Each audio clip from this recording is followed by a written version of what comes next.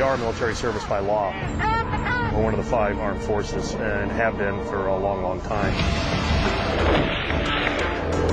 The Coast Guard has been defending our homeland well before 9/11. We just didn't give them credit for it.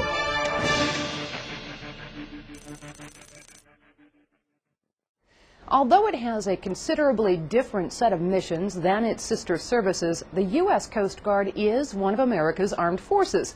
Yet in many military circles and many civilian communities, knowledge of what our Fifth Service does is often sketchy. Well, in the next half hour, we'll show you what Coast Guard men and women do every day as they guard and protect us on the home front and add to Department of Defense capabilities during times of war. We start in the Persian Gulf. Operation Iraqi Freedom extends beyond the towns and cities of Iraq to the waters off the country's southeastern port and beyond. The coalition team responsible for maritime security operations throughout the Persian Gulf region are a mix of U.S., British, and Australian naval forces. And part of the U.S. contingent are 300 men and women from the U.S. Coast Guard. This is the U.S. Coast Guard cutter Wrangel, one of the 6 Coast Guard ships on patrol in the Persian Gulf. I'll be the BO. On board, a crew of 22. You guys know the areas to check. Their specialty is law enforcement and maritime security, skills the coalition is using to help protect Iraq's 2 offshore oil terminals, the source for 85% of the country's annual revenue. Every time a vessel needs to come into the oil platform, we've got to clear it up. We have to basically sweep it, make sure it's free of hazards to that oil platform, usually in the form of explosives or weapons. A security sweep happens before any ship is allowed within 3,000 meters of the terminals.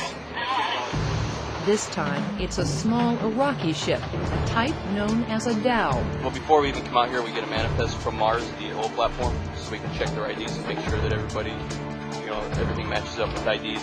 And in this case, the numbers don't match. 5? Yeah, they got 5 people on the boat. They're only supposed to have 4. It turns out the team was given an older manifest, and the correct number of passengers are on board.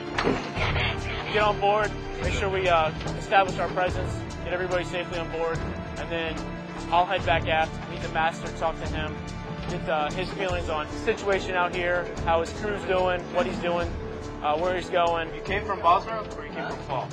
No, the range from Fall. I come from Basra. Joe Dirt, be advised, ISI 100% complete, crew accountability 100% complete. Beginning sweep at this time, over.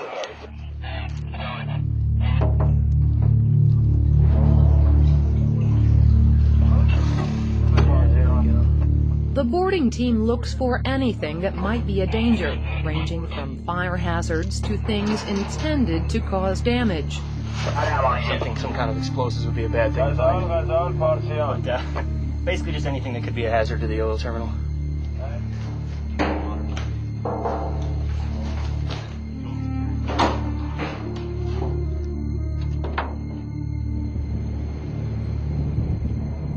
Maritime security expertise is one of the key contributions the Coast Guard brings to coalition efforts in the Persian Gulf.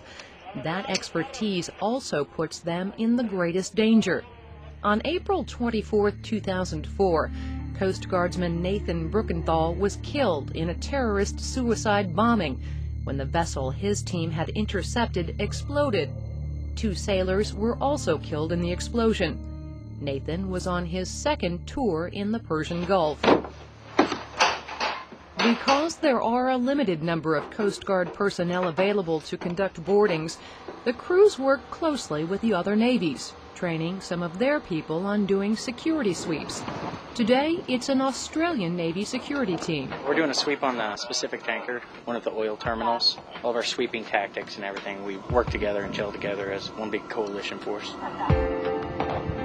Eventually, the Iraqis will have to take over responsibility for the security of their oil platforms and other maritime concerns. U.S. Coast Guard law enforcement teams are providing the training to help make that transition possible.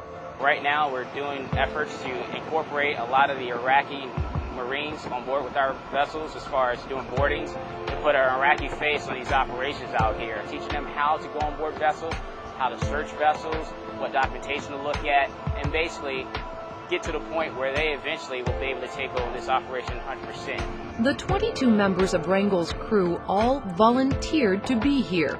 The same applies to all but a few of the Coast Guard men and women deployed for Operation Iraqi Freedom.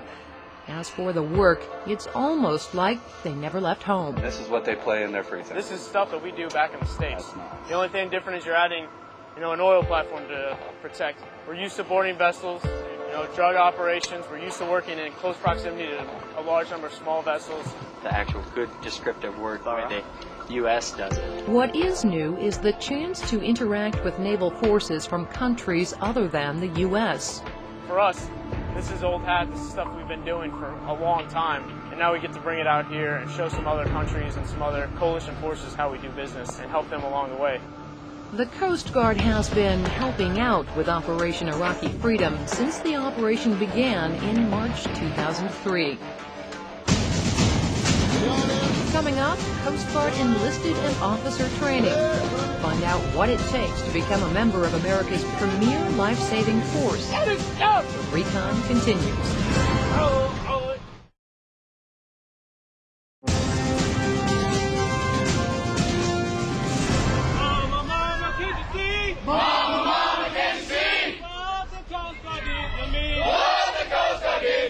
A lot of people don't believe that we're part of the military. Gas chamber, stack and swivel, bayonet stud. We are card-carrying military members. Get your fingers joined in a natural calm! And it's funny, a lot of the recruits that arrive here think that this is kind of going to be a pushover. Seats! We take the training of the recruits here seriously because we know that lives and the security of this nation rely on it. Our mission here at the training center is to make you disciplined. You will respond with sir, aye, aye, sir, from now on. Is that understood? Sir, aye, sir! Motivated. Check, punch, right, sir, sir! And productive members of the United States Coast Guard. Attention on right! Ace! When enlisted recruits arrive at the Coast Guard Training Center, they're provided a lot of direction. Outside on the yellow triangle the same way you've done all week. When you're on the ladder, you will use the handrail, you will hit every step on the way down. When you first get here and you see those round hats looking at you, you get nervous, and it's scary. Respect the rights and properties of others. This is where you will live for the next 7.5 weeks, do you understand? Most of these young men and women arrive with certain expectations. And 100% dedication at all times. I expected to be drilled and yelled at constantly and stuff like that. Is that clear? Sir, yes, sir! That's to the right! That's to the right! The reality involves somewhat more. You got a lot of the physical, but one of the biggest things is the mental part. You have so many things that you have to memorize and know to advance to the next level. Left 10 degrees, rudder out. Rudder's left 10 degrees. It's the mental part that really gets you, with the stress factors, the time and objectives that you have to meet with everything. It was the hardest part for I think, everybody. Well, we make it tough because when they get out, they're going to be put in situations that are unforgiving. The sea doesn't take favorites. It doesn't care of your class. It doesn't care of your sex, your gender. You're not going to get it easier if you're female. You're not going to get it harder because you're male. You will all be treated equally. Is that understood? Sir, yes, sir! After a one-week orientation, the real training begins. Monday morning at 05:30. Over the course of 7 weeks, recruits are physically and mentally challenged. We're going to try to stretch you. Not to hurt you, not to break you, but to improve you.